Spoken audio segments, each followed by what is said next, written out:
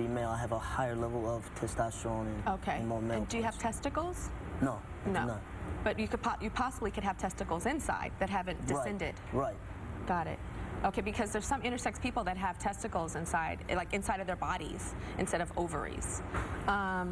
So you decided to change your name later. First, you weren't Trey. What name were you before? I went by Jonathan.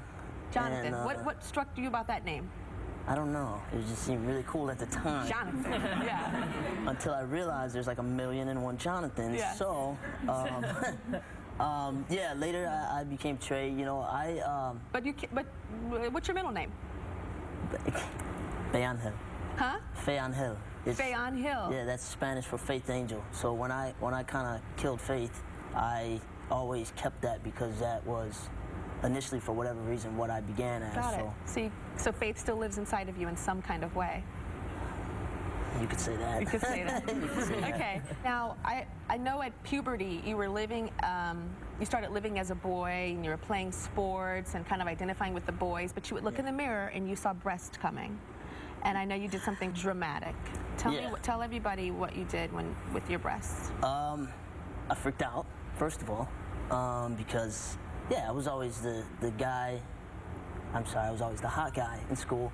That, I get it right. You know, I was just always out without my shirt on. You know, I was like the little naked baby running around. And then when that happened, and you know, certain levels were higher than others, and certain levels were lower than others, it started to form me differently. And when I got chest, you know, I freaked out because I couldn't do that anymore. And what size breasts did you have?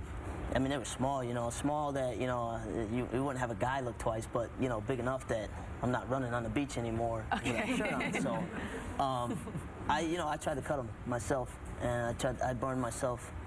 And what did you try to cut them with? Because first you tried to cut. Yeah. What did you cut them with? Kitchen knife, you know. I just got a kitchen knife. And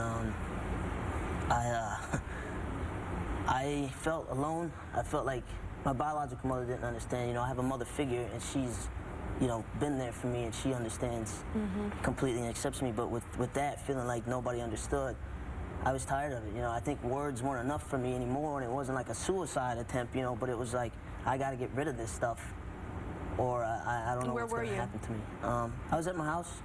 Were you looking in the mirror when you were cutting? Yeah. You were? I did, and I just... And how far did you get? I got enough that it scared my mom.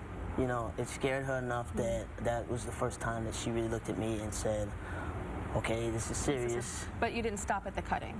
No. The first time was the cutting, and I had to, you know, of course, go to therapy because, you know, she was trying to figure out, you know, this is really, really serious now.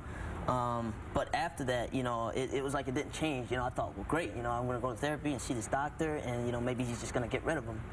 And then when that didn't happen like I thought, you know, my second move was, all right, then if cutting doesn't work, then I'll burn it. You know, it doesn't matter to me. That's internally, I think it just hurt worse than what I would do to myself. And how did you burn yourself?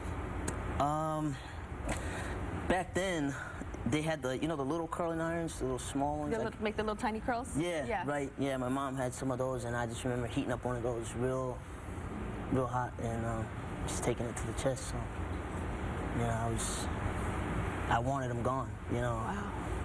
And would you say that was your lowest point? Yeah, I mean, in school, kids are mean, and I didn't have a leg to stand on then. I didn't understand it, so I didn't have anything to say, well, yeah, this is who I am, and, you know, I was born this way and all that stuff, but I didn't have a reason why. So I felt alone, and I'm really spiritual, you know, so I felt like, why did you do this? You know, why don't you love me? Why couldn't I just be a regular guy? When we come back, we're going to meet the love of Trey's life. His girlfriend, Rita, is here. We'll be right back.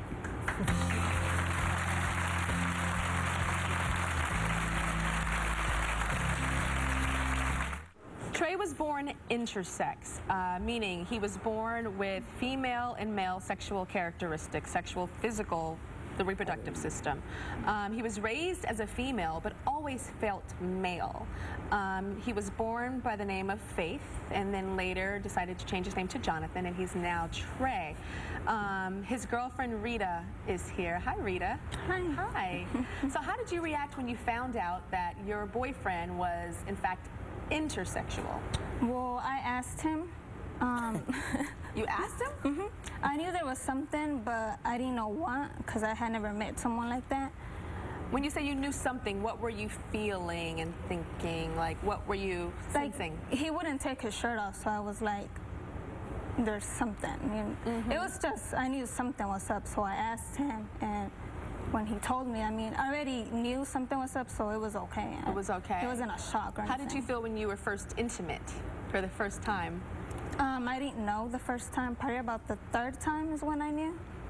And because... You can say it. You can say it. That's all. He's like, you say it. He didn't take his shirt off, so that's... So, after a couple of times, you saw the chest, like breast, like small breasts. What about the actual intercourse? Oh, she has no complaints there. No complaints. So, do you have like an enlarged clitoris? So it's like a penis. Right, yeah. Got it. And you can actually penetrate? Yeah. Kinda? Yeah. I mean, we experiment. Experiment. Okay, can you get a woman pregnant? I don't know. I have 3 adoptive kids from a really good friend of mine, and their dad is not really a great dad, so with that, I don't know, but I love kids, and I've always been a big advocate of kids, so I hope one day to have like 1,000,001 little trays running around. Yeah. So you've never gotten tested to see if you're producing sperm inside? Right, I don't know. Yeah. Do you want to know? I'm not offering up. I'm just asking you to. It may sound like, well, we have doctor. What do you know that I don't know? Yeah, no. I'm just curious. Do you want to know, or is it something that you kind of would be nervous to find out? No, both. Yeah. I mean, yeah, I would be nervous, but I want to know. Either way, you know, I'll be a good dad, you know, and I know I'll have kids. What about surgery? Do you want surgery? Definitely. What do you want done? Everything. You want boobs gone? Check, yes, all of the above. And then enlarged clitoris to be made even bigger. Well, with that, you know, I don't think they know enough about that yet to really, I wouldn't say fix it, but, you know, to really get it to where I'm comfortable. So I don't. Sure. God, there's a lot of surgeries where they make it like. True. It is. There's a lot of surgeries. I've had one of the best doctors on this stage that could probably hook you up. Her name is Dr. Marcy Bauer. Marcy Bauer. You should look her up.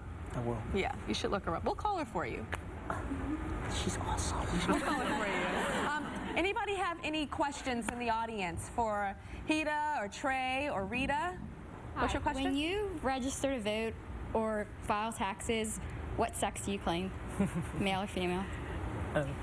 Well, right now, right, as you probably all know, there's only 2 sexes like recognized, so I claim female because that's what legally I am. I hope that eventually there'll be like intersex male and intersex female and intersex added, you know, to acknowledge us. But yeah, right now I can only pick one, so I pick female. What do you want people to take away from you being here on my show today? I'm actually really private about this. So when I was asked, am I really going to do it, I said, it would be selfish for me not to do it, thinking about everything that I went through in school, feeling like I didn't have, you know, my biological parents supporting me, feeling like, you know, there's not a school or a church in the world that wants me. I know that there's some kid that's on the verge of doing something like I did, or on the verge of maybe suicide, or you know, there's one more bully and that's it for me. And if I can say, I feel you, and I've been there, don't leave, because I have more to offer than just this. And if this is the worst part of me, then I'm a great person, because I have so much to offer the world that if I don't do this and help somebody out, I will feel bad knowing that somebody can relate to me out there. So That's beautiful. We'll be right back.